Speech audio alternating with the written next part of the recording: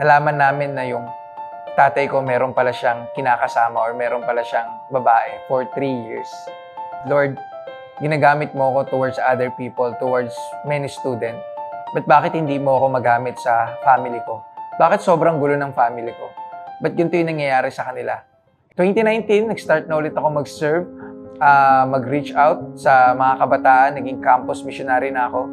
Tinatry ko na isama yung buong family ko dito sa church. And noong 2022, by God's grace, nakasama ko sila, buong family with my 2 brother and also yung parents ko. But 1 week after, nalaman namin na yung tatay ko meron pala siyang kinakasama or meron pala siyang babae for 3 years. And dito na nag-start na naging magulo yung nangyari sa family. Si mama, si papa, mas matindi yung mga away nila. And ako, mas lalong nagkaroon ng burden sa heart ko na i-reach out sila, i-share si Jesus sa kanila. Habang nagpe-pray ako, sinabi ko talaga kay God, Lord, ginagamit mo ako towards other people, towards many students. But bakit hindi mo ako magamit sa family ko? Bakit sobrang gulo ng family ko? Ba't ganito yung nangyayari sa kanila?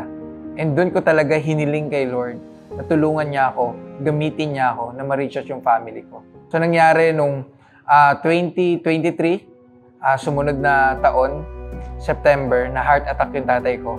Yung nasa hospital siya, ito yung ginamit ni Lord na pagkakataon para ma-reconcile yung relationship ng magulang ko. So si mama at si papa nagkaayos sila, nagkapatawaran, nangako sila sa isa't isa.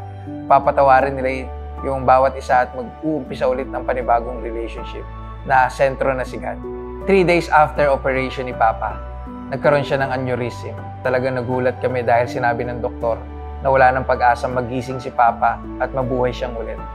Despite of challenge and despite of grief, doon namin nakita na kumilos si Lord sa buhay namin. Binigyan niya kami ng peace beyond understanding that only comes from Him. And dahil doon, nakapag-worship kami kay God.